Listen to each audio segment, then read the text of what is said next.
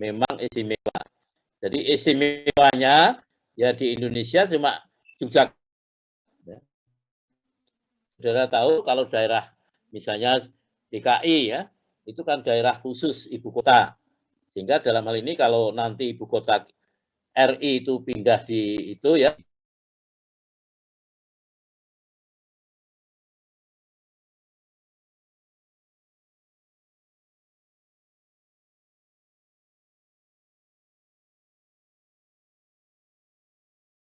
kalau di Papua ya, kekhususannya karena di sana itu sejak dulu itu yang berlaku hukum adat dan hukum adatnya masih kuat.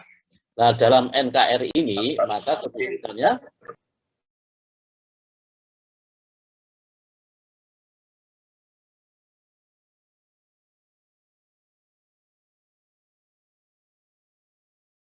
kekhususan di Papua. Nah, sekarang kalau di DIY itu bagaimana? Ya? Jadi begini, pembentukan daerah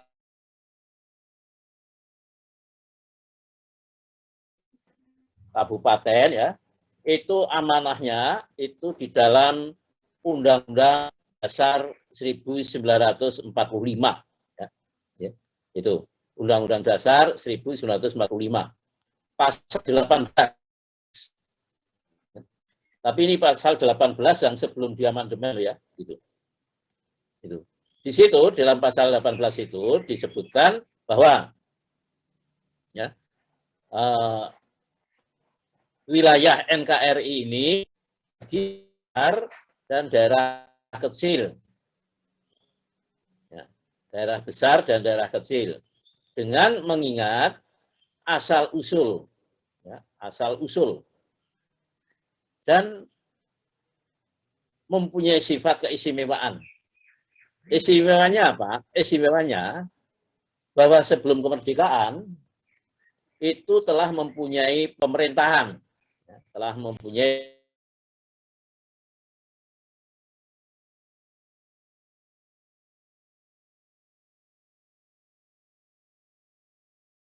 dalam pasal 18. Jadi maaf kalau saudara mencatat pasal 18-nya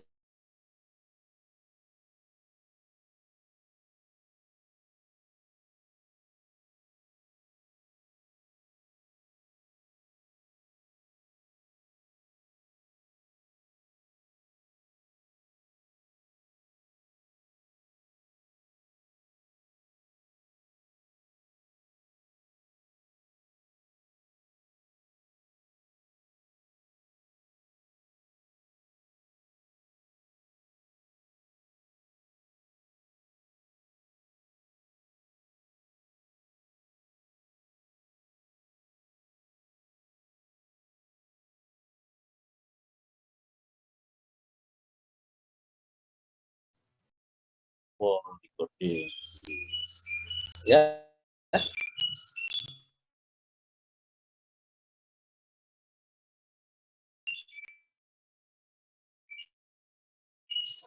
masih bisa. Halo? Masih putus. Bisa didengar? Putus-putus suaranya. Ya? Putus-putus Prof, ini sudah agak mendingan tapi Prof. Mungkin bisa off cam aja, Pak. Ngomong kan nggak ada. Lalu saya malah ya. Oh, videonya dimatikan aja ya. Ya. Iya. Nggak putus.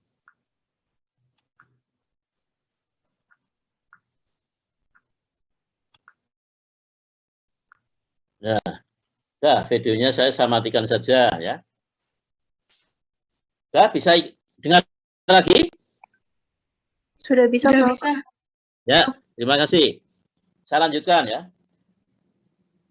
Undang-Undang Dasar 45 itu undang-undang dasar yang untuk dilaksanakan harus dengan undang-undang organik. Jadi undang-undang organik itu undang-undang turunan, undang-undang yang untuk melaksanakan undang-undang dasar itu undang-undang. Nah, pada waktu itu undang-undang organik yang khusus mengatur mengenai pemerintah daerah itu adalah Undang-Undang Nomor 22 tahun 1948.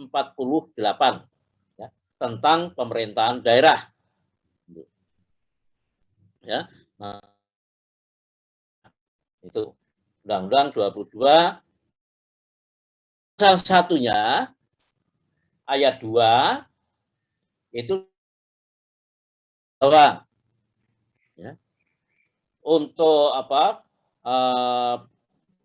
pembentukan pemerintahan daerah ya, provinsi maupun kabupaten. Jadi dibagi menjadi provinsi dan yang kecil kabupaten ya, itu.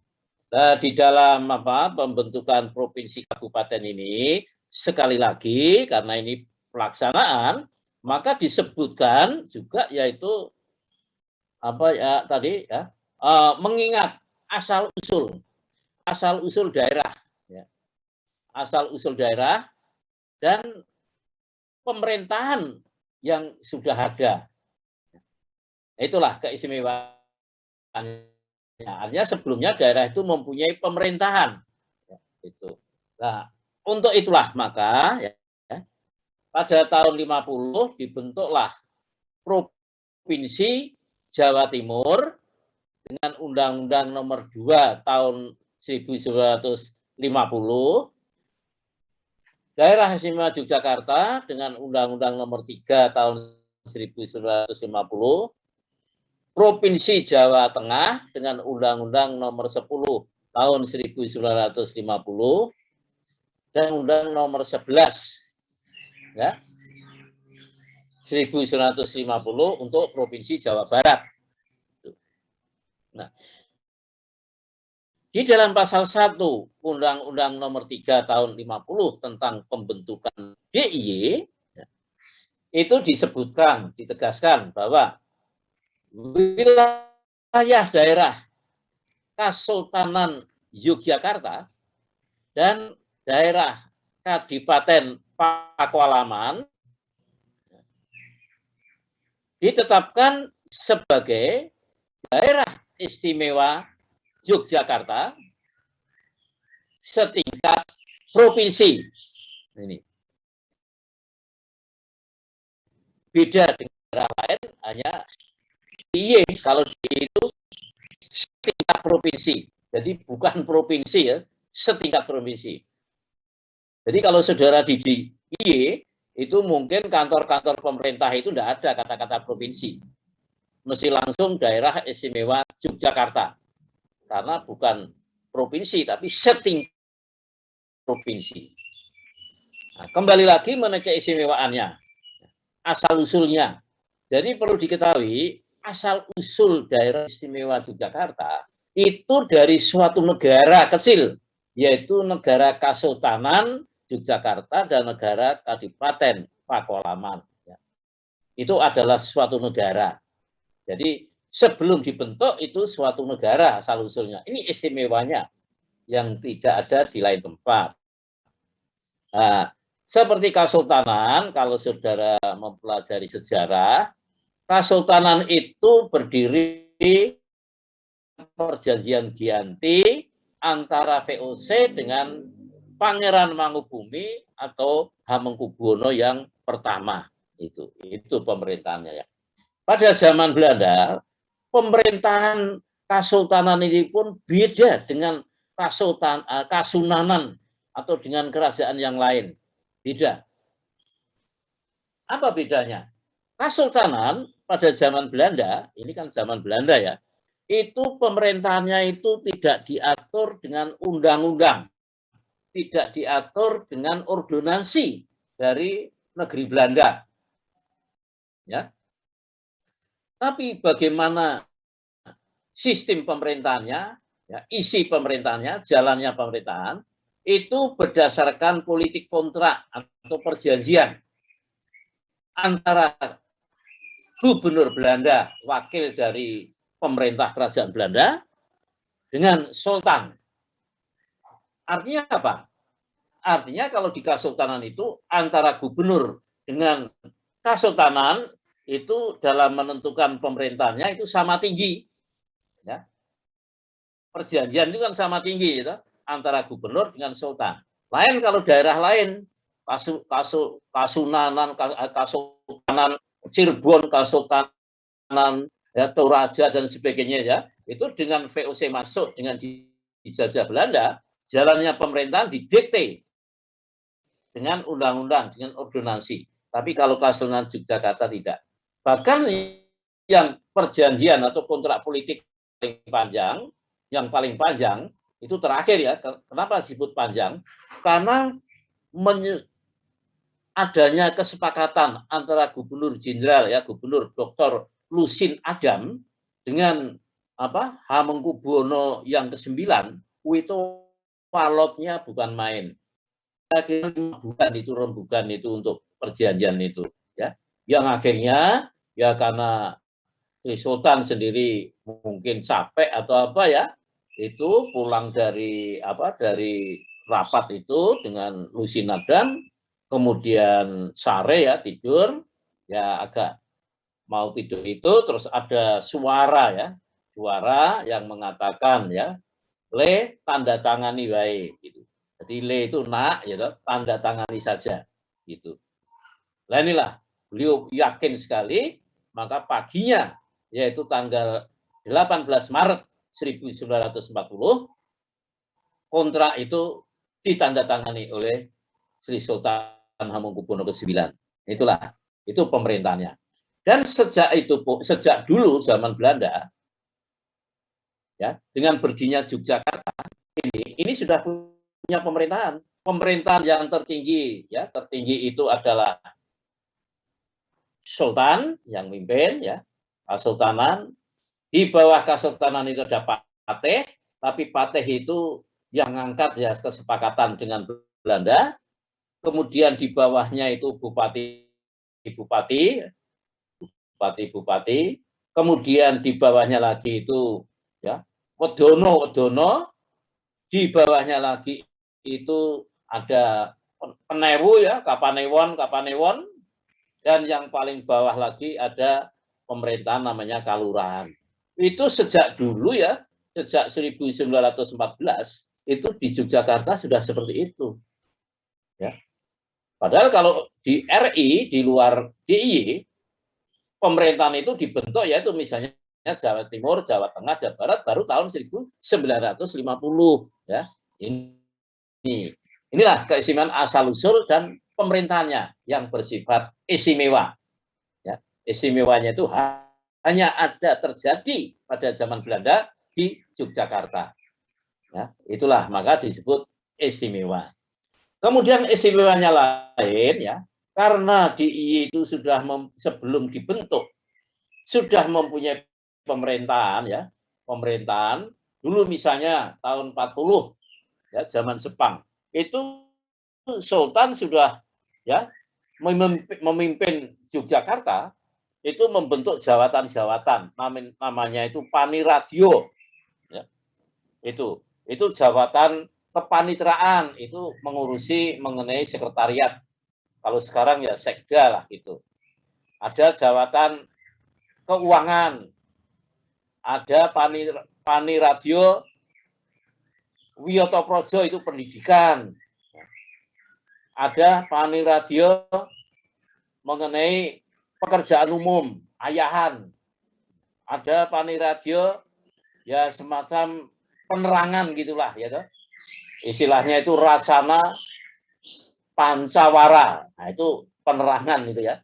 Itu sebutan istilah-istilah itu. Itu pemerintahan yang dipimpin oleh Sultan Hamengkubuwono ke-9 ya. Itu artinya sudah ada pemerintahan. Itulah termasuk istimewanya. Dan karena itu mempunyai kewenangan-kewenangan ya yang asli sebelum dibentuk dengan undang-undang. Nah, dengan dibentuk undang-undang nomor 3 tahun 50 menurut pasal 4 ayat 1 ya, itu kepada DIY diberikan urusan otonomi oleh pemerintah NKRI, oleh pusat. Ya, oleh pemerintah pusat diberikan kewenangan otonomi. Ada 13 kewenangannya itu. Antara lain yaitu kewenangan ya instansi ada ya instansi mengenai agraria, mengenai kehutanan, mengenai penerangan, mengenai pendidikan, mengenai PU, dinas-dinas itu ada 13 macam. Ya, itu. Nah, di sini keistimewaannya lagi tercantum di dalam pasal 4 ayat 4. Di dalam pasal 4 ayat 4 Undang-Undang 350 ya, itu disebutkan bahwa urusan-urusan ya dan kewajiban-kewajiban daerah istimewa Yogyakarta ya, selain yang dilimpahkan dari pemerintah pusat, artinya pemerintahan yang asli Yogyakarta, itu diteruskan atau dilanjutkan sehingga ada ketetapan lain dengan undang-undang. Artinya pemerintahan-pemerintahan asli ya, itu diakui. Ya. Pokoknya dilanjutkan terus sampai ada ketetapan lain dengan undang-undang. Gitu ya. Nah, pasal 4 ayat 4 ini, jadi undang-undang pembentukan provinsi di Jawa ini isinya pada umumnya sama. Perbedaannya ya menyebut nama daerah dan tapi mengenai kewenangan ini yang istimewa, ya, itu 4 ayat 4 itu hanya di DIY. Jadi di Jawa Timur, Jawa Tengah, Jawa Barat tidak ada kewenangan melanjutkan pemerintah. Karena sebelum dibentuk belum ada pemerintahan. Ya. Jadi sebelum dibentuk belum ada pemerintahan. Jawa Timur, Jawa Tengah, Jawa Barat itu. Ya. Kalau dulu ada Sunan, ada ya raja-raja, raja-rajanya sudah habis tergilas revolusi. Ya, zaman Belanda. Dan juga dihapuskan. Gitu. Nah, padahal kalau Pasundan Yogyakarta itu, ya, itu sebagai swapraja seperti daerah-daerah lain, ya, itu kalau nanti saudara membaca pasal 18 dari Undang-Undang Dasar 45 itu penjelasannya ya, bahwa di teritorial Indonesia, ya, sebelum kemerdekaan, itu ada kira-kira 250 Sesbestur Rende atau Volksgemeenschapppen atau ya masyarakat hukum adat lah. Kalau di Jawa, Bali disebut desa. Kalau di Sumatera Barat disebut nagari. Di Palembang atau daerah lain disebut marga. Di Papua disebut suku. Ya, itu jumlahnya 250. Tapi menjelang kemerdekaan itu digilas revolusi dalam arti ya dihapuskan mati karena dijajah dan yang masih hidup pun dihapuskan oleh pemerintah Belanda. Nah, ini yang tidak dihapus itu Ngayogyakarta, Hadiningrat dan Kadipaten Pakualaman. Kasunanan Surakarta itu pun dihapus, tapi yang menghapus itu bukan Belanda, yang menghapus pemerintah RI. Karena apa? Karena pemerintahan swapraja ya, kewenangan asli itu dalam perkembangannya ya, menjelang kemerdekaan atau setelah proklamasi kemerdekaan itu masyarakat tidak mengendaki, ya. Masyarakat tidak mengendaki lagi. Nah, karena kemudian bupati-bupati ya tidak patuh kepada Sunan dan sebagainya, ya supaya tidak chaos ya. Makanya kemudian dengan penetapan pemerintah nomor 16 garis miring SDN garis miring 1946 Kasunanan dan Mangkunegaran itu ditetapkan sebagai karesidenan ya, Surakarta yang pada tahun 50 dengan dibentuknya Provinsi Jawa Tengah, karesidenan Surakarta masuk Provinsi Jawa Tengah. Nah inilah. Maka DIY ini adalah satu-satunya daerah istimewa yang asal-usulnya ya sampai kemerdekaan, setelah kemerdekaan itu mempunyai pemerintahan sendiri ya, di bawah Sultan. Nah, begitu ya. Oke lah. Jadi DIY yang dibentuk dengan Undang-Undang Nomor 3 Tahun 50 itu sebetulnya itu hanya wadahnya, ya, bangunannya. Tapi isi sedetailnya, selengkapnya, yang merupakan keistimewaan itu apa? Ya, ini pemerintahannya itu belum dijabarkan. Memang beberapa kali ada undang-undang pemerintahan daerah, Tapi undang-undang pemerintahan daerah itu pun ya nada-nadanya mau menghapuskan lah istimewa Yogyakarta itu. Ya. Kemudian dalam perkembangan lebih lanjut, tahun 2000 ya, itu ada amandemen perubahan Undang-Undang Dasar 45, amandemen yang kedua ya, oleh MPR tanggal 18 Agustus tahun 2000 itu ada amandemen. Ya. UUD 45 dirubah. Setelah dirubah, maka bunyi pasal 18 itu muncullah dari pasal 18 itu muncul pasal 18B. Ya. Pasal 18B. Nah, dalam pasal 18B itu dalam ayat satunya mengatakan bahwa negara mengakui dan menghormati ya, asal-usul daerah dan pemerintahan yang bersifat istimewa yang ada, yang telah ada sebelum dibentuk. Ya. Kan demikian itu. Itu pasal 18B ya ayat itu. Nah, atas dasar itu makanya karena itu sudah ditetapkan undang-undang, maka kemudian ada perjuangan dari pemerintah DIY untuk mendapatkan undang-undang, yaitu undang-undang yang akan menentukan ya kelanjutan dari pasal 4 ayat 4 Undang-Undang 350 tadi ya, yang urusan otonomi, kewenangan, kewajiban dilanjutkan ya setelah dibentuk DIY menurut undang-undang ini sehingga ditetapkan dengan undang-undang. Nah, kita mengejar yang ditetapkan dengan undang-undang inilah yang kemudian diperjuangkan dan akhirnya ya dalam waktu yang cukup lumayan lah ya, kira-kira 12 tahun sejak di amandemen Undang-Undang Dasar 45, keluarlah Undang-Undang nomor 13 tahun 2012 tentang keistimewaan DIY. Maka di sini ya di dalam Undang-Undang 13 tahun 2012 atau UKDIY di situ disebutkan ya mengenai keistimewaan. Apa yang merupakan istimewanya itu? Keistimewaan dari DIY dengan Undang-Undang Keistimewaan DIY itu yaitu satu, penetapan kepala daerah. Artinya apa? Kepala daerah DIY itu tidak dilakukan dengan pemilihan seperti daerah lain, ya.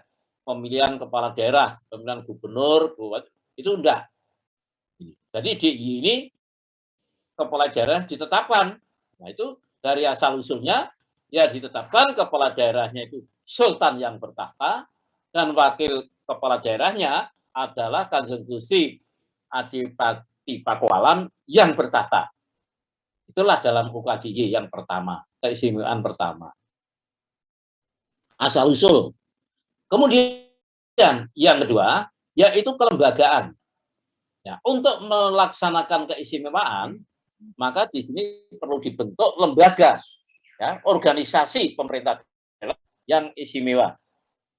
Nah, di sini bedanya dengan daerah provinsi lain, yaitu dibentuk lembaga istimewa yang melaksanakan keistimewaan yang di daerah lain tidak ada. Misalnya apa? Di DIY ada lembaga Paniradio keistimewaan. Jadi suatu lembaga yang akan melaksanakan amanat dari Undang-Undang Keistimewaan. Itu suatu kelembagaan. Kemudian kelembagaan yang lain pun kemudian dirubah lagi, disesuaikan zaman dulu. Ya, itu. Yang menurut Undang-Undang Pemerintah Desa, pemerintahan paling bawah itu disebut desa. Nah, di Yogyakarta kembali ke zaman dulu, saya katakan tadi, menjadi kelurahan. Ya.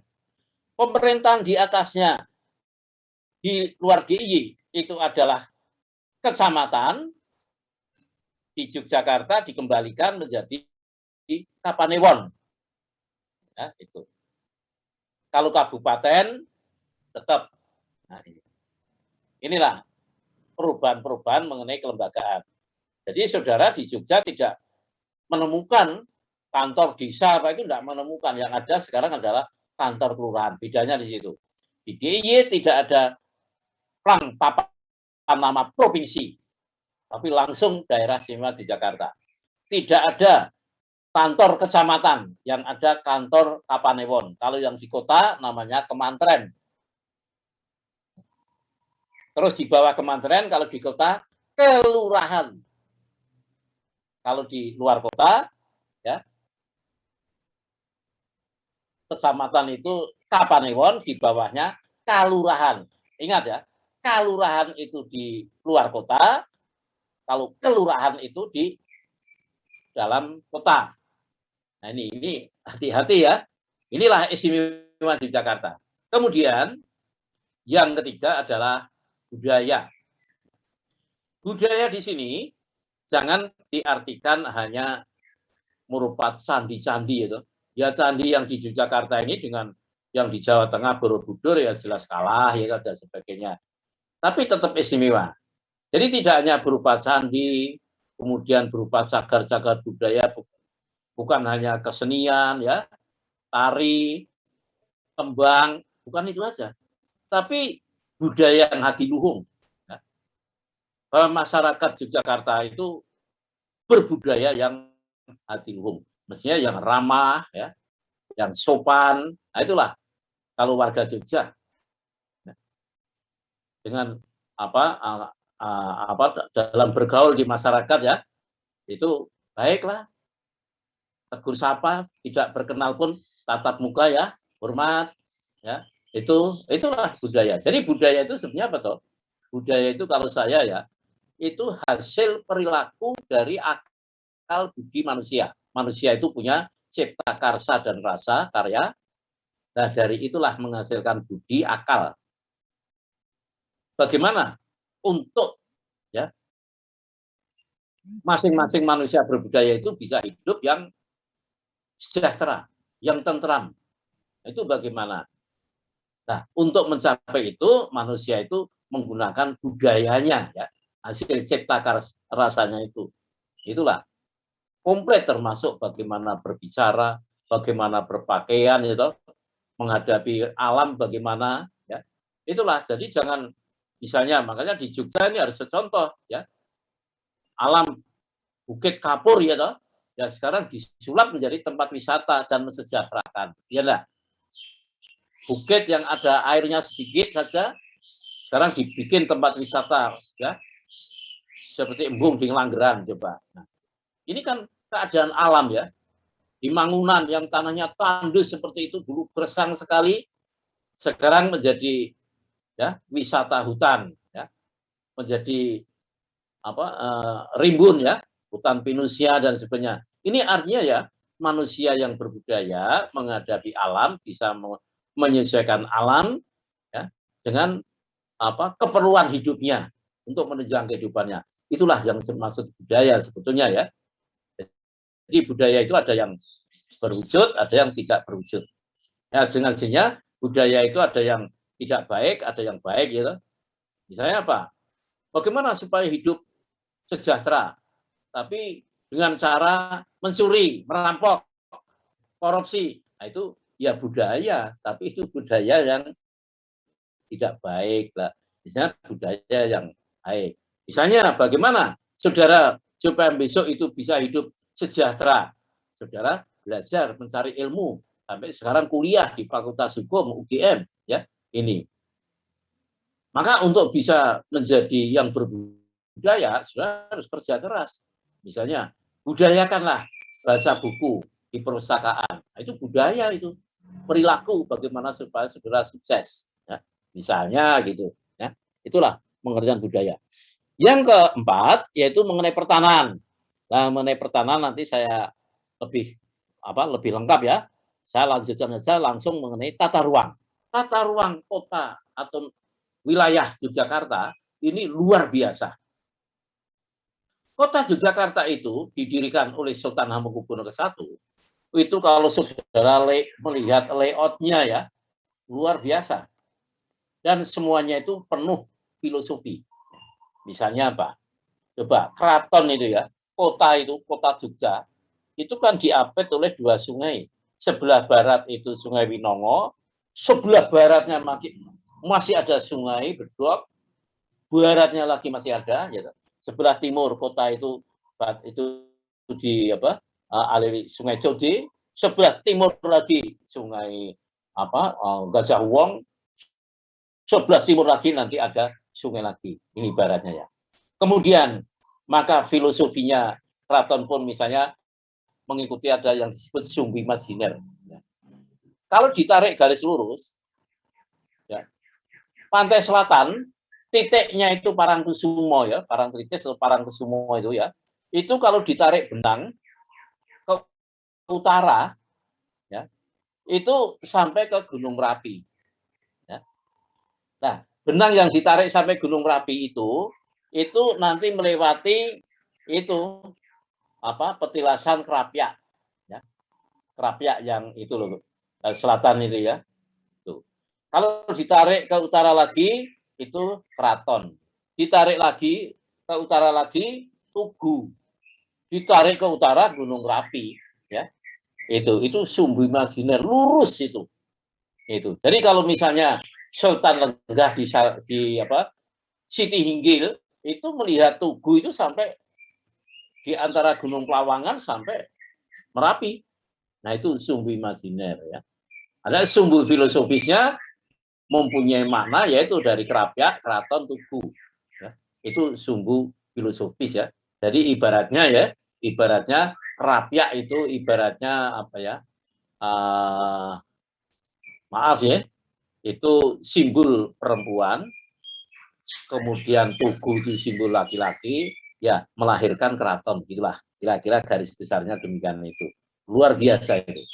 Keraton pun dibatasi ya, batasnya bukan pagar beton tebal itu enggak, bukan kawat berduri, karena ini keraton Islam ya, maka batasnya adalah masjid Patok Negoro. Jadi sudut-sudut ya persegi itu sudut-sudut itu didirikan masjid, maka disebut masjid Patok Negoro. Nah, pusatnya mana? Pusatnya ya masjid gede ya, masjid besar di Kauman sebelah pojok alun-alun utara itu.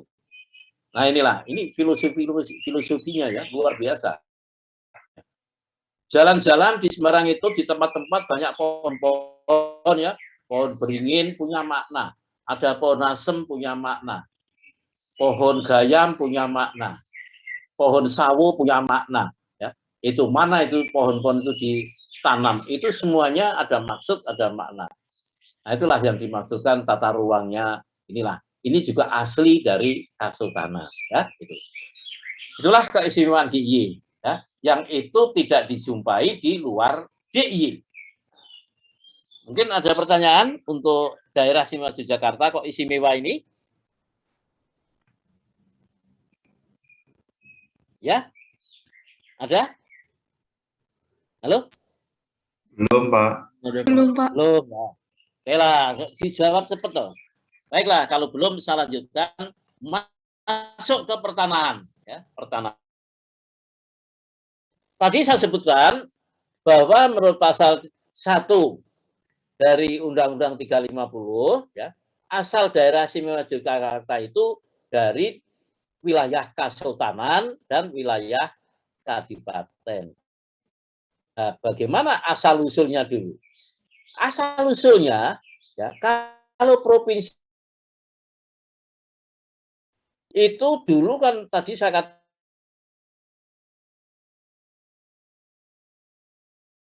tapi yang sudah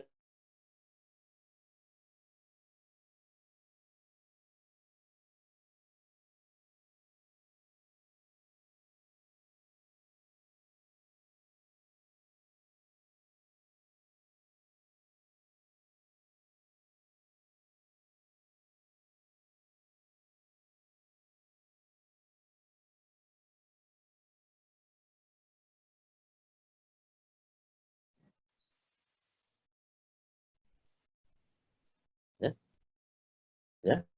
Unik. Jadi uniknya apa?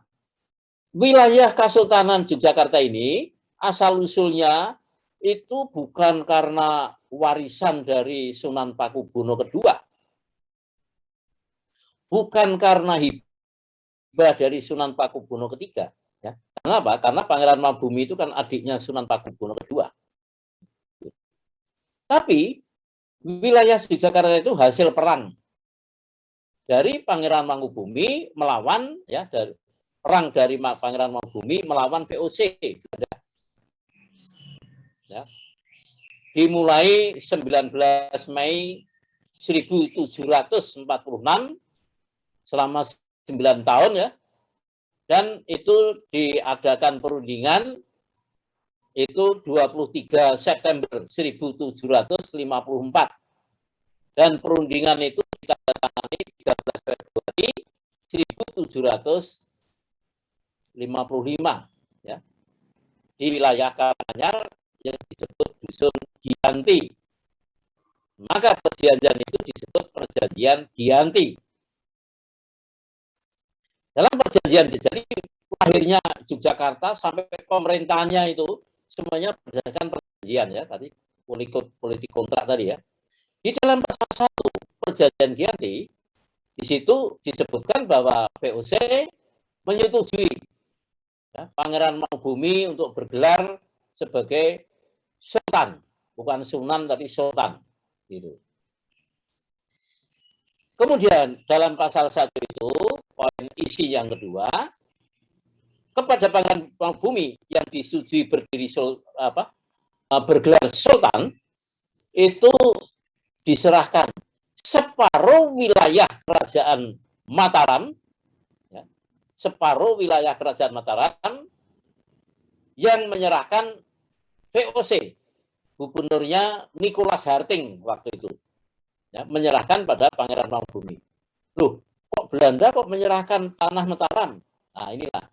Jadi kan, yaitu karena invasi dari VOC mengakibatkan Pangeran Mangkubumi itu melawan Kompeni ya, melawan VOC itu. Kemudian dalam waktu peperangan pada tanggal 11 Desember 1749, jadi masih perang bergejolak ya, tengah-tengah perang itu, bahwa itu menandatangani pernyataan, ya, yang pernyataannya itu beliau menyerahkan kedaulatan, kewenangan, kewibawaan kepada VOC. Ya, artinya apa? Artinya ya, tanah wilayah Mataram sejak itu sudah ke tangan VOC. Karena VOC menghadapi Pangeran Mangkubumi berat, mengadakan perdamaian, maka untuk damainya itu, ya, Pangeran Mangkubumi diberikan separuh wilayah Mataram yang memberikan Nicholas Harting, bukan Sunan Pakubuwono III. Memang dalam pernyataan penyerahan kedaulatan itu disebutkan Sunan Pakubuwono II hanya minta putra mahkota nanti kalau sewaktu-waktu di beliau wafat, putra mahkota diangkat sunan lah. Makanya demikian tanggal 16 Desember 1749 Sunan Pakubuwono wafat, waktu itu juga kemudian putra mahkota diangkat menjadi Sunan Pakubuwono III. Inilah uniknya. Jadi ini satu-satunya wilayah tanah yang diperoleh hasil perang melawan penjajah. Ya, kalau yang lain sudah di tangan penjajah, ini justru merebut dari penjajah. Itulah asal usul tanah ya istimewa. Nah, oleh karena itulah maka tanah yang diperoleh oleh Pangeran Mangkubumi yang kemudian bergelar Sultan Hamengkubuwono itulah untuk dibangun istana. Ya. Ya, dibangun istana, ya sementara untuk transitnya dulu bikin ya bangunan gitulah di Ambar Ketawang Gamping Jalan Wates ya itu ya bikin sempat jadi tempati, tapi sejak itu pula juga membangun istana yang sesungguhnya yang sekarang ini dan bulan tanggal 7 Oktober 1756 ya, Sultan Hamengkubuwono pertama pindah ke keraton yang sekarang ini. Tanah-tanah juga menggunakan tanah-tanah untuk kelengkapan keraton. Jadi tidak hanya bangunan keraton atau istana itu, tapi juga kelengkapannya, alun-alun. Ya. Kemudian untuk kehidupan ekonomi ya, bikin pasar Beringharjo. Untuk keagamaan bikin masjid-masjid ya. Di samping Masjid Patok Negoro tadi, ada lebih dari 41 masjid yang dibangun oleh Kesultanan. Ya, itu. Kemudian tadi ada misalnya ya, yang lainnya tempat pemerintahan di Kepatian itu dulu kantornya Patih.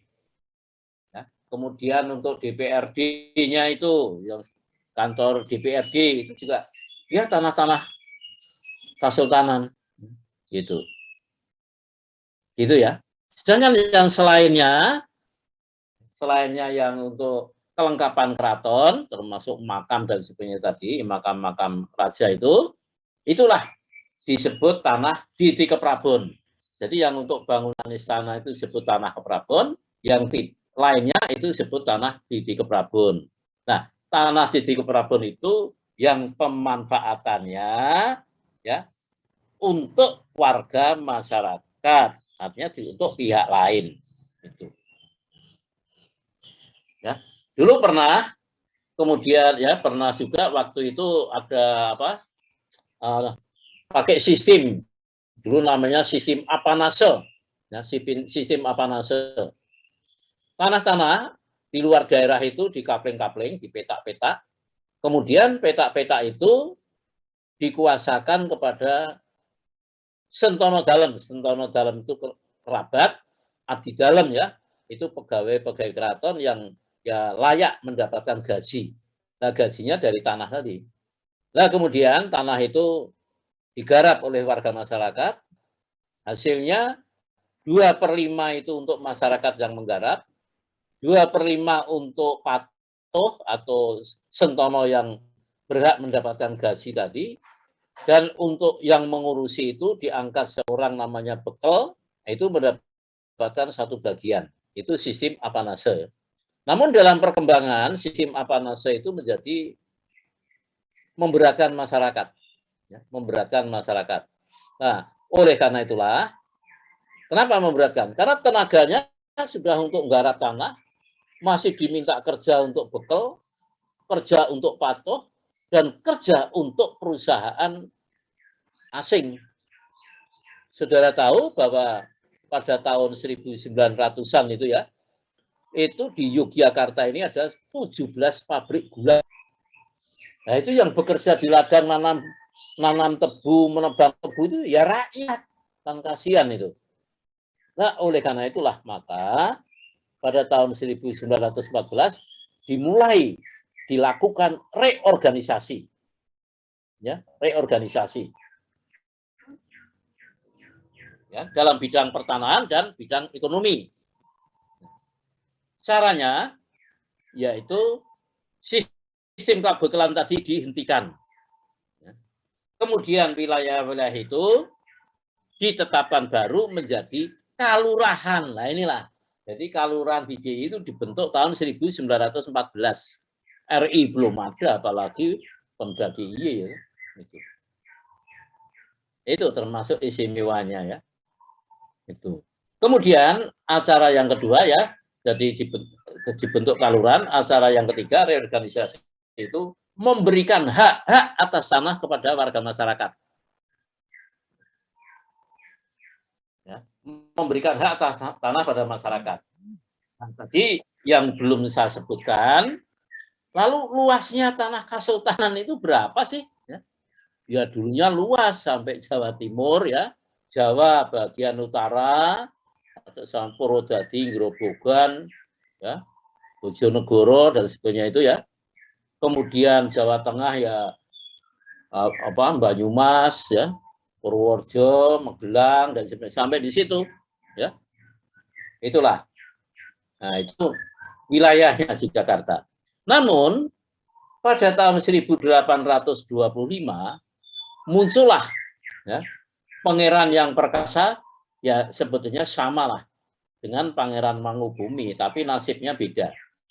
Kalau Pangeran Mangubumi melawan VOC 9 tahun berhasil, ya, tapi Pangeran Diponegoro ya, itu melawan pemerintah penjajah Belanda 5 tahun dengan tipu muslihat yang licik, ya, diajak berunding di Magelang, ya, masuk suatu gedung, ya, dilucuti, hanya tidak boleh bawa pengawal, senjata pun, pusaka pun dilolos, masuk ruangan, tangkap, sudah dibawa ke Manado, ya, di Manado nggak tahulah berapa lama, akhirnya dibawa ke Makassar sampai beliau wafat di Makassar. Nah itu. Ya, mengakhiri perang Diponegoro itu pada tahun 1870, tepatnya pada tanggal 27 September 1830, ya, 27 September 1830, itu diadakan perjanjian di Klaten. Nah, dalam perjanjian Klaten itu, Sultan Hamengkubuwono V harus melepaskan wilayah Monconegoro. Wilayah Monconegoro harus dilepaskan. Artinya, ya wilayah Kasultanan tinggal Kutogoro itu Kota Praja, dan Negorogum. Ya. Artinya, dengan perjanjian Klaten itu, wilayah Kasultanan tinggal wilayah Kabupaten Gunung Kidul, Kabupaten Banten, Kabupaten Kulon Progo, Kabupaten Sleman, dan Kota Praja Jakarta. Magetan, Madiun, Magelang, ya, Bagelen, dan sebagainya itu udah lepas, jatuh ke tangan penjajah Belanda, Hindia Belanda. Alasannya apa? Sebagai pengganti biaya perang. Saudara tahu dong, kalau negara perang itu yang kalah itu bayar biaya perang, gitu. Itu. Seperti Jepang kalah perang dengan sekutu, ya dia bayar biaya yang perang di Indonesia, maka Indonesia dapat pampasan perang ya dari Jepang yang diputuskan dalam Konferensi Kolombo. Hasilnya apa? Salah sebagian hasil dari pampasan Jepang tadi, ya perang Jepang sekutu tadi, hasilnya apa? Ya kampus UGM itu. Ya, dulu Hotel Ambarukmo. Di Jakarta Hotel HI. Di Lahan Ratu ya, di hotel itu. Kemudian di Bali juga ada ya, hotel. Nah itulah oleh Bung Karno hasilnya untuk bangunnya juga di samping bangun Hotel Ambarukmo, di atas tanah Kasultanan bangun kampus UGM. Karena sebelumnya kampus UGM itu ada di dalam keraton. Ya. Seperti saya itu kuliahnya di keraton di Pagelaran, yang alun-alun itu sebelah alun-alun utara itu ya, di Tinggil itu. Dan saya pun diangkat sebagai pegawai negeri masih di Pagelaran. Fakultas Hukum boyongan di kampus Bulak Sumur itu tanggal 19 Desember 1974 baru pindah ke Bulak Sumur. Jadi waktu itu kantor kampusnya masih di Pagelaran ya. Kalau kedokteran, teknik di Jedes, kedokteran, kemudian pertanian ya. Apa itu kedokteran gigi, apa itu di Mangkubumen yang sekarang untuk Universitas Widya Mataram. Nah, itulah hasil transferan. Jadi sama kalau saudara mengikuti ya. Kalau orang berperkara di pengadilan dalam hukum perdata, kemudian diputuskan oleh hakim, maka yang diputus kalah itu yang harus bayar biaya perkara. Sama itu ya, identik. Inilah hal-hal umum begitu. Ini. Jadi wilayahnya 1830 tinggal Yogyakarta sekarang ini yang kemudian menjadi DIY.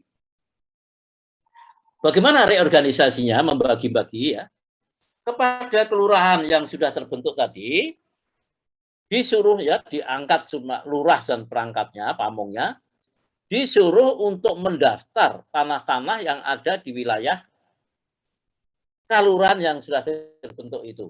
Ya, ada berapa bidang, masing-masing bidang itu berapa, luasnya berapa ya, itu nanti dimuat di daftar buku yang namanya Leger A. Coba, tahun 1980 di Kasultanan sudah ada buku administrasi tanah. Coba di daerah lain, ya belum. Di sini sudah ada. Kemudian, tanah-tanah yang tercatat di daftar A tadi, ya, di Leger A tadi, yang betul-betul sudah dimanfaatkan warga masyarakat, itu diberikan hak hanganggo turun-temurun. Hanganggo itu hak pakai tapi turun-temurun. Ya sama dengan hak milik. Karena apa? Karena bisa dijual, bisa diwaris. Nah ini artinya ini sudah diberikan kepada warga masyarakat. Kemudian, kepada kelurahan yang sudah terbentuk, itu pun dipersilahkan untuk menguasai tanah di wilayah kelurahan, luasnya 1/5 dari luas kelurahan. Jadi kalau misalnya wilayah kelurahan itu 100 hektar, 20 hektar itu untuk tanah desa, tanah kelurahan. Untuk apa? Untuk pensiun pamong-pamong yang sudah tidak bisa bekerja lagi. Yang kedua untuk bengkok, untuk gaji pamong yang masih aktif. Dan yang ketiga, itu untuk sumber pendapatan kelurahan, untuk menjalankan pemerintahan di kelurahan itu. Untuk beli kertas, beli tinta, beli pena, ya, beli gula, teh, ya, untuk nanti SDM-nya, pamongnya itu juga dari tanah itu. Nah, itulah luar biasa ya ini. Nah, ini semuanya ini, pengaturan ini Sultan mendasarkan pada suatu Reichsblatt, ya, Reichsblatt 1918 nomor 16. Kadipaten itu nomor 1919 nomor 18. Isinya sama. Sebelum mengatur tadi, dalam pasal satunya Reichsblatt itu mengatakan bahwa semua tanah di wilayah Kasultanan maupun Kadipaten yang belum tidak diberikan dengan hak igendom. Hak igendom itu hak milik menurut hukum barat ya, untuk orang non pribumi, adalah tanah milik keraton ingsun. Keraton ingsun milik keraton Kasultanan. Jadi bukan milik sultan, bukan milik saya, itu bukan, tapi milik Kasultanan, milik Kadipaten. Nah itulah. Nah, makanya kemudian Kasultanan membagi-bagi, memberikan hak kepada warga masyarakat, membentuk kelurahan, memberikan hak anggaduh kepada kelurahan. Itulah, di luar DIY tidak ada semacam itu dulunya ya. Tuh. Ternyata apa? Kasultanan mengatur semacam itu, pemerintah Belanda diam saja. Artinya apa? Artinya pemerintah Belanda itu artinya mengakui bahwa tanah-tanah di wilayah Kasultanan ini adalah hak milik Kasultanan, hak milik Kadipaten. Maka ya silahkan diatur. Mau dibagi-bagian pada masyarakat ya silahkan. Kan kira-kira demikian itu ya. Itu yang pertama. Yang kedua artinya pemerintah Belanda itu tidak memiliki aset tanah di wilayah Kasultanan maupun Kadipaten. Dan itu terbukti. Kalau pemerintah Belanda memerlukan tanah di wilayah Kasultanan atau Kadipaten, itu pinjam, ya, pinjam atau sewa, atau dengan RVO, Revan Opstal, itu semacam HGB-nya, tapi HGB-nya menurut hukum barat ya, menurut BW itu Opstal. Untuk kantor-kantor ya itu, untuk perusahaan pabrik ya, itu diberikan Opstal. Tapi yang memberikan Kasultanan bukan Belanda. Nah itu. Jadi justru pemerintah Belanda sendiri mengaku hak milik Kasultanan dan Belanda tidak memberi aset di Kasultanan. Maka akhir-akhir ini mendengar itu saudara, bahwa tidak ada tanah. Ya betul, tidak ada tanah negara. Tanah negara itu kan tanah yang ditinggalkan oleh Belanda dulu. Di DIY, Belanda meninggalkan DIY tahun 49-50,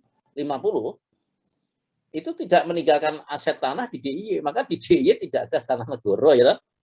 Yang ada di DIY itu tanah hak milik kesultanan, hak milik kadipaten, hak milik warga masyarakat, kan begitu. Yang hak milik masyarakat itu dari keraton. Nah itu sejarah tanahnya ya, itu. Nah itulah termasuk keistimewaannya dalam bidang pertanahan. Ya. Nah terus bagaimana di dalam kelanjutannya? Itu hingga hari ini pengaturan-pengaturan itu belum pernah dihapus. Ya. Artinya hak masyarakat juga diakui ya. Kalau saudara membaca UPA, bagaimana dengan UPA? UPA silakan baca di ketentuan konversi UPA. Bahwa di situ ada 9 pasal Romawi ya, itu yang mengakui adanya hak atas tanah yang sudah terjadi lahir sebelum diundangkan UPA. Sebelum 24 September 1960. Artinya apa? Artinya hak milik Kesultanan Kadipaten, hak milik warga masyarakat diakui dalam UPA. Cuma syaratnya ini harus dikonversi. Nampaknya peraturan konversi yang keluar itu peraturan Menteri Agraria nomor 2 tahun 60, tapi itu hanya terbatas mengatur tanah hak barat, mengatur hak gendom, hak erpah, ya, hak obstal, hak gebruh, hak barat. Hak adat belum diatur. Nah, karena hak adat belum diatur, maka UPA di DIY baru diberlakukan tahun 24 September 60 itu untuk tanah-tanah hak barat, untuk tanah hak adat belum diberlakukan. Nah, barulah tahun 1984 dengan Kepres ya, nomor 33 tahun 84, UPA diberlakukan di DIY sepenuhnya. Nah, dengan diberlakukan sepenuhnya tadi, Kepres dilaksanakan lebih lanjut dengan keputusan menteri. Ada 4 keputusan menteri dalam negeri. Yang terakhir, itu keputusan Menteri Dalam Negeri nomor 69 tahun 1984. Ya, itu. Nah, itu sebetulnya itu peraturan pelaksanaan bagaimana ya, untuk bisa mengkonversi tanah hak-hak di DIY.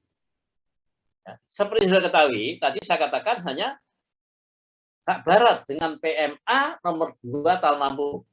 Untuk hak adat pada umumnya itu baru dengan PMPA, Peraturan Menteri Pertanian dan Agraria nomor 2 tahun 1962. Itu. Di situ untuk melakukan konversi sesuai dengan pasal 9 diktum kedua UPA bahwa harus ada penegasan dari Menteri Agraria, yaitu penegasan mengenai status tanahnya. Tanah hak milik itu ditegaskan oleh Menteri Agraria. Nah, ini belum ada penegasan itu. Ya. Di dalam keputusan Menteri Dalam Negeri, itu yang ditegaskan, ya, yang 69 tadi, itu adalah hak milik perorangan. Itu sudah bisa dikonversi. Sedangkan untuk tanah hak milik lembaga kesultanan, ya belum bisa. Ya. Meskipun hak miliknya itu diakui, tapi untuk dilakukan konversi pemiliknya siapa? Gitu. Gitu. Saudara kan sudah mengikuti kuliah dari Prof. Nur Hasan dan Bu Anggita ya tahu mengenai hak atas tanah ya enggak? Gitu. Bahwa di sini untuk hak milik itu yang boleh mempunyai hak milik adalah WNI. Tunggal, artinya hanya warga negara Indonesia saja. Selain warga negara Indonesia tidak bisa mempunyai hak milik. Ya, pasal 21 ayat 1 UPH. Nah, di dalam pasal 21 ayat 2-nya itu memberikan solusi, ya, badan hukum dengan penetapan pemerintah dapat mempunyai hak milik atas tanah. Coba nanti baca pasal 21 ayat 2 UPA. Ya. Jadi dengan penetapan pemerintah itu dia tetapkan boleh mempunyai hak milik atas tanah termasuk syarat-syaratnya. Lah syaratnya keraton apa ini? Kesultanan ini bisa mempunyai hak milik tidak? Di sini tentukan bisa tapi memenuhi syaratnya ditetapkan dengan penetapan pemerintah tapi dengan syarat-syaratnya. Syaratnya apa? Nah syaratnya silahkan baca di penjelasan umum poin kelima UPA. Di alinea itu ditegaskan, dijelaskan ya, pada asasnya bumi, air, dan ruang angkasa beserta alam yang terkandung di dalamnya, ya, dalam hal ini pembicaraan kita terbatas pada tanah permukaan bumi, ya, itu dikuasai negara. Namun dalam hal ini negara dapat memberikan hak-hak atas tanah kepada orang-orang atau perorangan atau orang-orang itu dalam arti bersama, bisa juga memberikan kepada badan hukum. Itu di penjelasan bisa diberikan hak atas tanah kepada badan hukum. Kalimat berikutnya, ya, badan hukum bisa diberikan hak atas tanah, ya, terbatas HGU, HGB, hak pakai.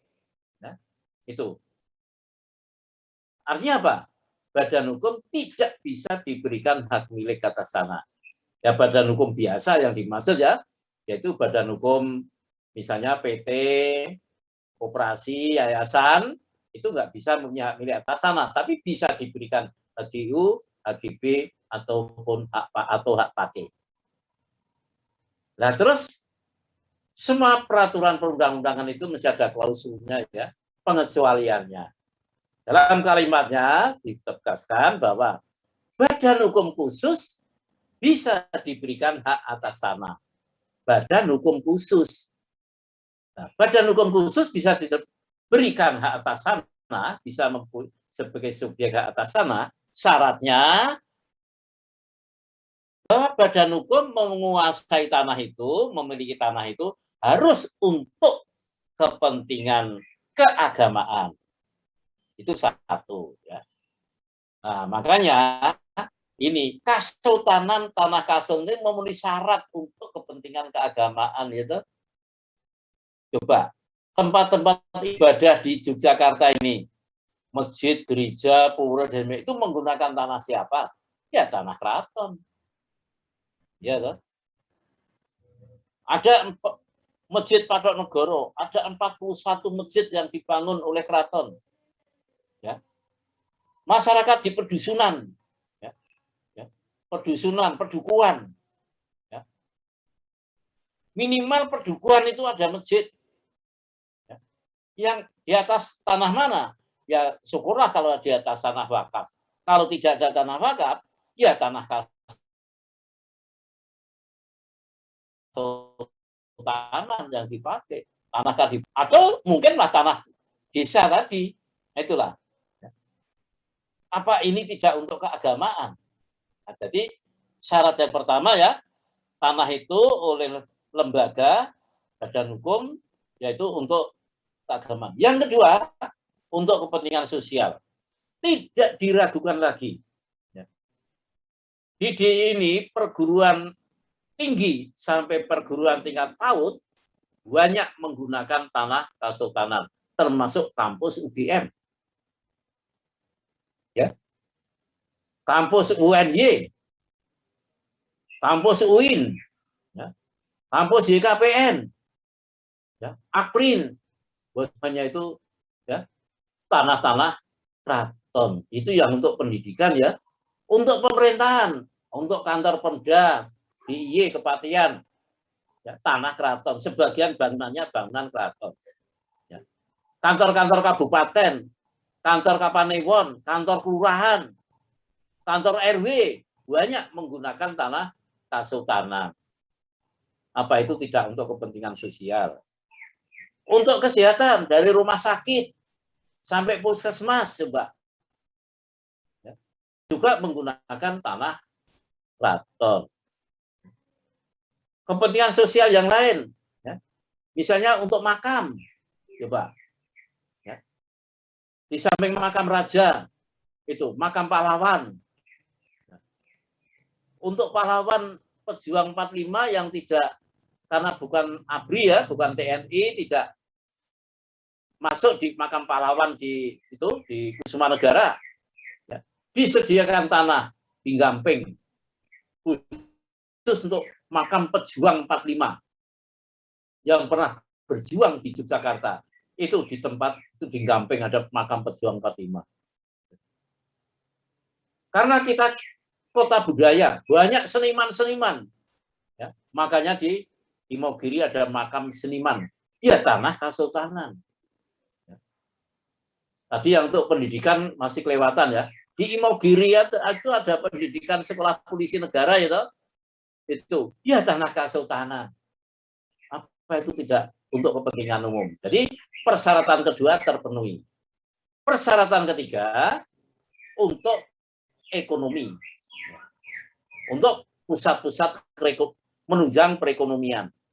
Tidak diragukan lagi. Demikian berdirinya keraton, dibentuk keraton, sekaligus dibangun pasar, ya, di depan itu pasar Malioboro itu ya, ada pasar Beringharjo, itu ya yang bikin keraton, tata sana keraton, ya. Kemudian kepada pengusaha-pengusaha, pelaku ekonomi, ya, pada waktu itu Cina-Cina itu ya, terutama, coba disediakan tanah yang itu sekarang disebut Jalan Malioboro, ya. Toko-toko itu di Jalan Malioboro dipusatkan di situ. Apa itu bukan pusat perekonomian? Ya. Demikian pula keraton juga membentuk pasar-pasar di daerah-daerah, pasar pedesaan-pedesaan. Ya.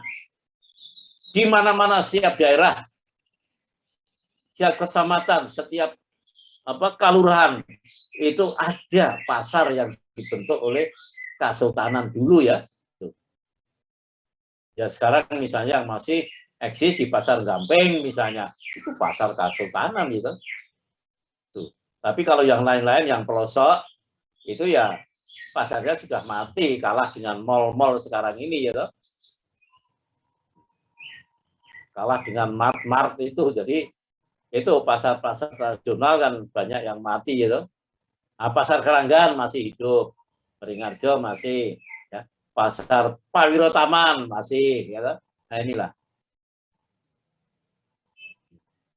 Jadi tidak meragukan lagi bahwa tanah kasultanan itu untuk kepentingan perekonomian. Berdasarkan 3 syarat itulah tadi, dengan perjuangan yang lama, ya, dengan mendasarkan pasal 18B ayat 2 Amandemen Undang-Undang Dasar 45, ya, itu menyebutkan bahwa negara mengakui dan menghormati satu kesatuan, satuan-satuan masyarakat hukum adat beserta hak-hak tradisionalnya sepanjang masih hidup sesuai dengan perkembangan masyarakat dan prinsip NKRI. Ya. Lebih lanjut diatur dengan undang-undang. Nah, itulah. Jadi atas dasar pasal 18B ayat 2, ya, berarti hak-hak istimewa yang diberikan oleh Kasultanan atau hak Kasultanan itu masih diakui dan dihormati. Nah, atas dasar itulah maka, ya, itu tadi pertanahan Kasultan yang asal usulnya dari Kasultanan atau yang masih tetap menjadi hak milik Kesultanan Kadipaten, itulah yang istimewa. Jadi kalau yang sudah hak milik masyarakat yang asalnya dari keraton, itu sudah bukan tanah keraton lagi.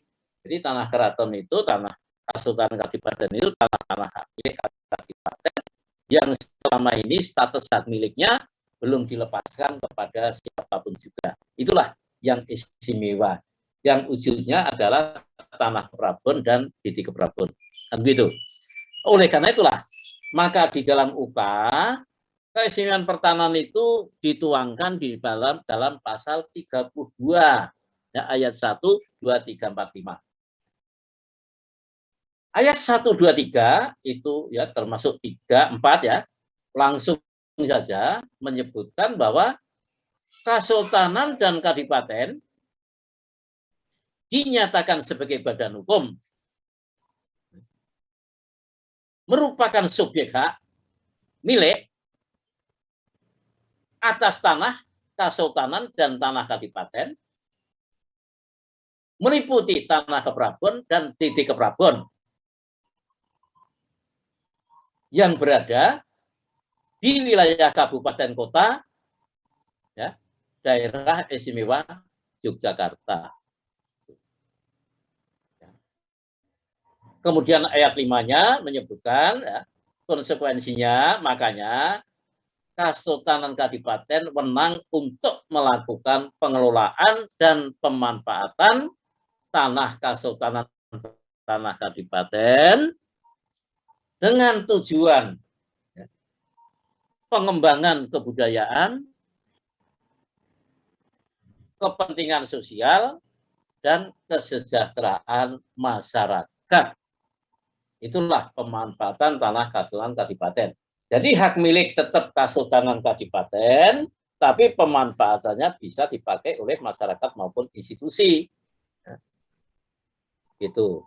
Nah, oleh karena itulah maka sesuai dengan ketentuan UPA, ya, dan sesuai dengan ketentuan konversi hak adat yaitu PMPA nomor 2 tahun 62 tadi, ya, maka Kesultanan Kadipaten bertugas atau wajib mendaftarkan tanah Kesultanan tanah Kadipaten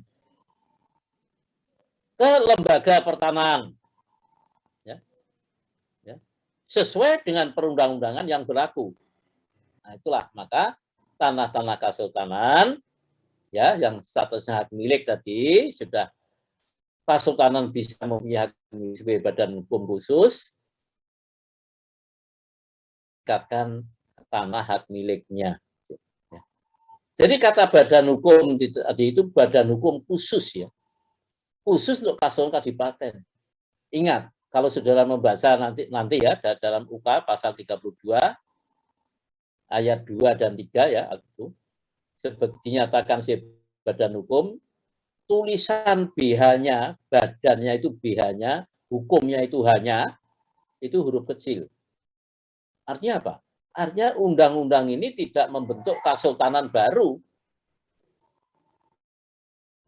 Kata badan hukum dengan huruf kecil, ya, huruf awalnya kecil, itu menunjukkan kata badan hukum itu sebagai kata sifat. Hanya menerangkan bahwa Kesultanan Kadipaten itu adalah badan hukum yang boleh mempunyai hak milik atas tanah. Inilah termasuk keistimewaannya, ya. Ini maka ini hingga sekarang masih debatable loh, banyak yang belum tahu loh ini. Badan hukum kan harus begini. Lah ini bukan PT, bukan CV, bukan PT, bukan yayasan, bukan koperasi. Badan hukum khusus.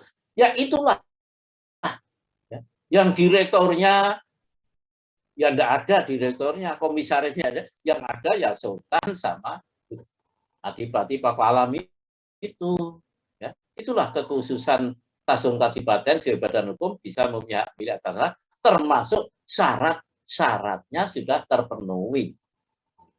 Nah, oleh karena itu tadi kewenangannya, samping tugasnya mendaftarkan, mensertifikatkan, ya, itu mengelola dan memanfaatkan. Mengelola itu apa? Mengelola itu yang ngurusi lah. Maka keistimewaannya lagi UK ini, bahwa UK itu undang-undang pelaksanaannya tidak menggunakan PP.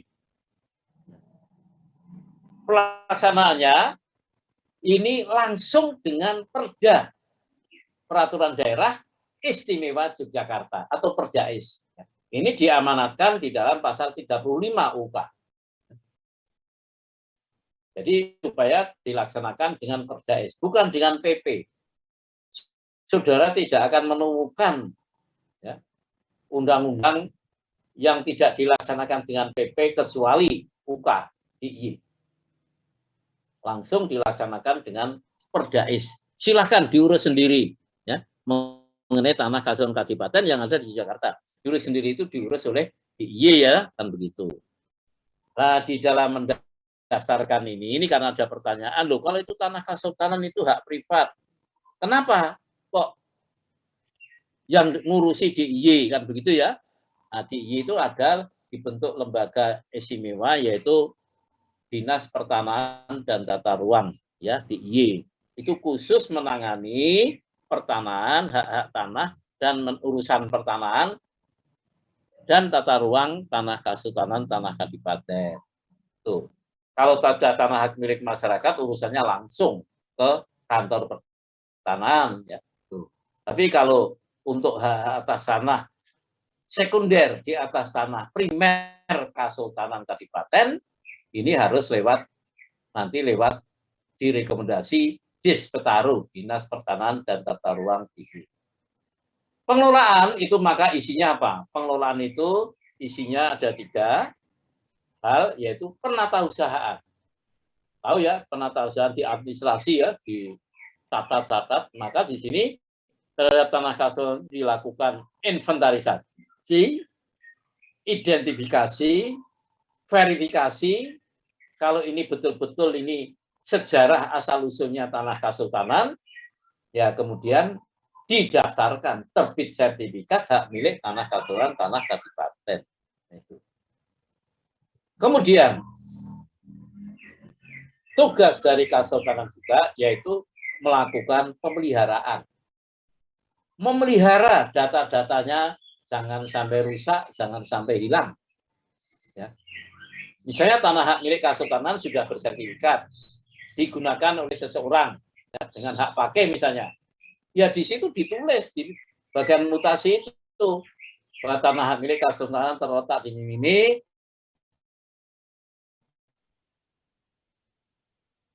ya dimanfaatkan oleh seseorang mulai tanggal sekian selama 10 tahun misalnya. Itulah dimaksudkan memelihara data. Jadi tidak hanya memelihara sertifikat disimpan di almari atau brankas, bukan begitu. Tapi data-datanya itu diikuti terus. Sehingga datanya betul-betul up to date. Setiap saat sesuai dengan kenyataan di lapangan. Nah itulah. Ya. Itu masuk pemeliharaan. Ya. Itu. Jadi jangan sampai ada tanah kadipaten hilang. Kalau tanah itu nggak mungkin hilang gitu. Meskipun kena lahar pun ya tidak hilang. Nanti permukaan bumi tetap muncul gitu. Tapi di sini yang hilang itu mungkin karena catatannya yang hilang gitu. Catatannya hilang itu jangan sampai. Itu pemeliharaan. Nah yang ketiga, melakukan pengawasan. Jadi kalau barang itu ya diurus ya, diamankan saja. Selama ini kan kesannya itu Kasultanan Kadipaten melakukan pembiaran sehingga jadi carut-marut gitu. Nah nanti tidak, Kasultanan Kadipaten harus melakukan pengawasan. Ya. Mengawasi apa kira-kira tanahnya itu rawan rusak atau tidak, kira-kira kena bahaya longsor atau tidak, kalau yang dekat pantai abrasi atau tidak, ya itu harus diawasi. Termasuk pembinaannya apa? Coba dulu waktu minta izin kepada keraton, tanah itu dimanfaatkan untuk apa? Kalau tanah itu dimanfaatkan untuk tempat tinggal, ya dilakukan pengawasan harus tetap untuk tempat tinggal. Ya. Jangan ini untuk tempat tinggal, tapi nyatanya untuk kafe misalnya, untuk usaha. Tidak boleh. Ya. Ya kalau untuk usaha izinnya harus dirubah, bukan untuk tempat tinggal, tapi untuk kafe gitu loh. Nah, kalau untuk tempat tinggal untuk kafe ya izinnya tempat tinggal dan kafe gitu. Jadi tertib, maksudnya demikian itu. Itulah pemeliharaan. Kira-kira ini mau apa? Erosi tidak, pinggir kali. Nah, ya kalau kiranya erosi ya dicegah lah. Bagaimana? Mungkin ditanami pohon di pinggir-pinggir ya kali itu sehingga tidak erosi atau abrasi kalau laut dan demikian. Ini termasuk pengawasan. Kemudian mengenai penggunaan atau pemanfaatannya, pemanfaatannya ini untuk pihak lain ya, itu bisa masyarakat, bisa instansi. Nah, itu istimewanya. Tapi haknya tetap hak sekunder ya, hak miliknya tetap Kesultanan Kabupaten. Di dalam pemanfaatan ini itu harus izin. Karena apa? Kan hak miliknya kan hak milik Kesultanan. Maka yang mau menggunakan harus ada izin mendapatkan hak. Kalau itu tanah negara, ya mendapatkan hak dari negara, dalam ini BPN yang dikuasai. Ya, kalau ini tanah hak milik keraton ya harus izin dari keraton. Nah, itu pemanfaatannya itu. Nah, keraton sebelum memberikan izin, itu keraton melakukan pelindungan. Artinya apa? Tanah yang mau dipakai oleh warga masyarakat atau institusi dengan diberikan hak, ya, apapun namanya, itu betul-betul harus clear and clean. Dalam arti tidak ada masalah hukum di masyarakat, tidak ada masalah sosial di masyarakat, ya, dan tanahnya aman.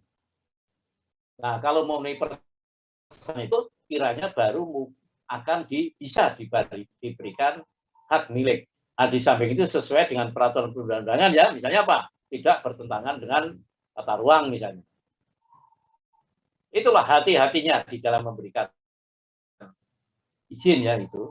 Nah, kemudian bagaimana pemanfaatannya? Ya, pemanfaatan tadi saya sampaikan sesuai ya, ada Undang-Undang Nomor 51 PRP tahun 1960. Di situ mengatakan bahwa dilarang menggunakan tanah tanpa izin yang berhak atau kuasanya. Itu. Nah, itulah yang dipakai pedoman. Jadi artinya apa? Setiap orang memanfaatkan sejengkal tanah itu harus ada alasan, entah itu hak milik atau hak GU atau HGB atau hak pakai ya, atau HPL untuk instansi pemerintah, hak sewa, hak bagi hasil, itu harus ada alasannya. Ya, itulah maksudnya demikian.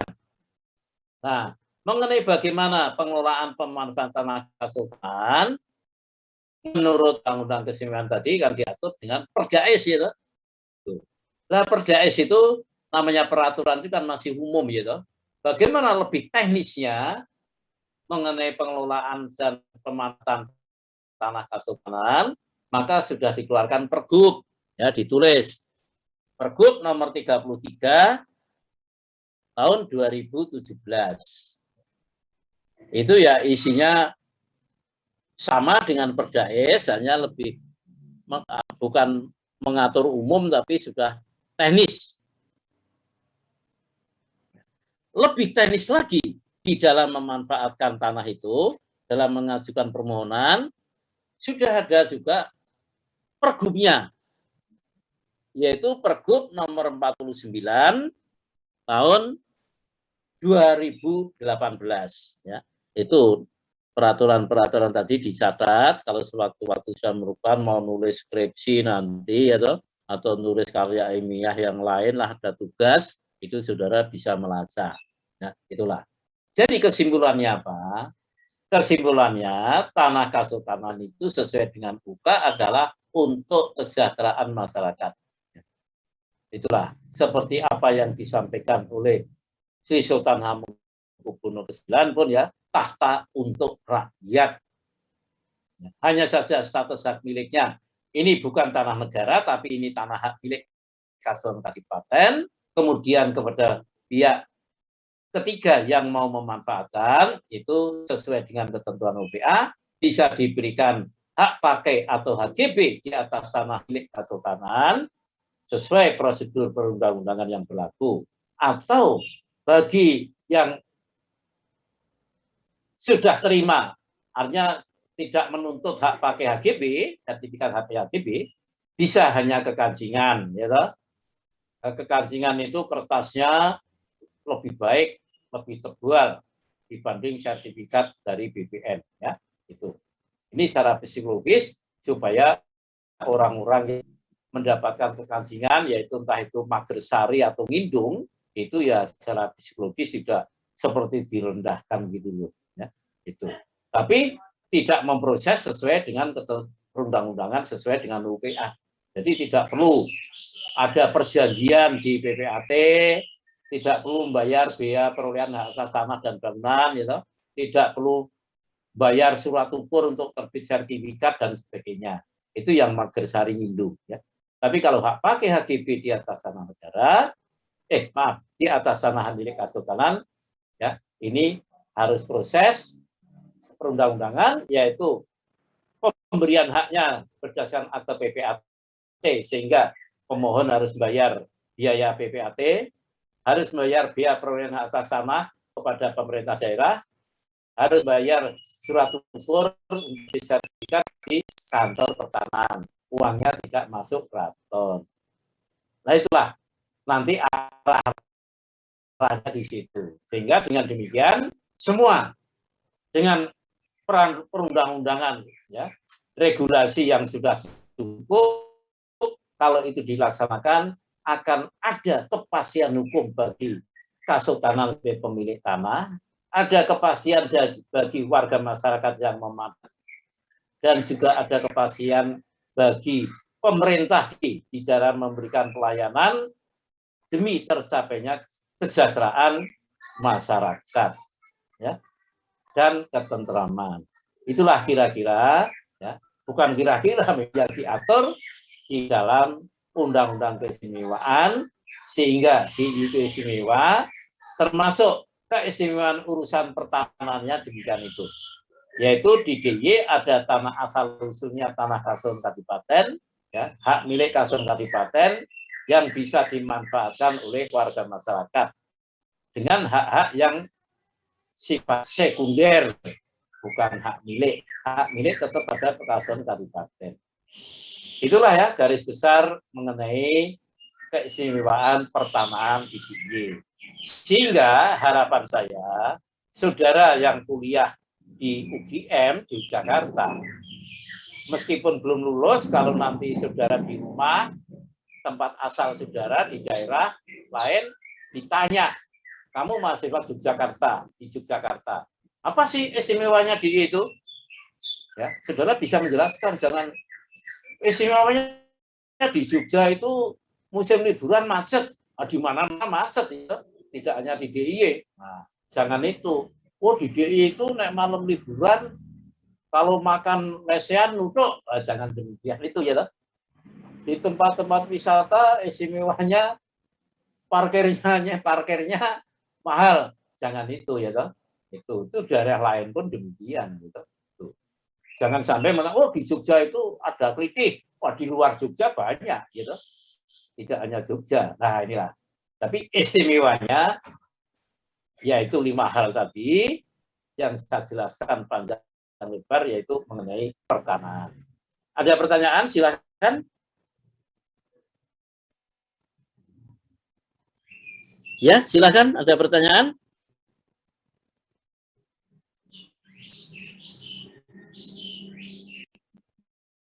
Halo? Dari saya tidak ada, Pak. Tidak ada. Tidak ada itu sudah jelas atau tidak dong? Karena orang sudah bertanya jelas, itu Pak. mungkin sudah jelas, ya toh. Udah jelas kok tanya toh Pak. Nanti dikira nguji dosennya, gitu kan gitu. Atau tidak tahu, ya. Nah itu. Tapi mudah-mudahan kalau tidak tanya itu karena sudah jelas ya Mbak ya. Temannya yang lain ada pertanyaan? Sudah jelas, Pak. Sudah cukup jelas. Sudah jelas ya? Ya. Tadi sudah dicatat ya peraturan-peraturannya ya. Nanti dilacak sendiri tempatnya Mbah Hugel itu ya toh. Nah itu. Baiklah, kalau tidak ada pertanyaan, ini sudah waktunya sudah lumayan ya, sudah 90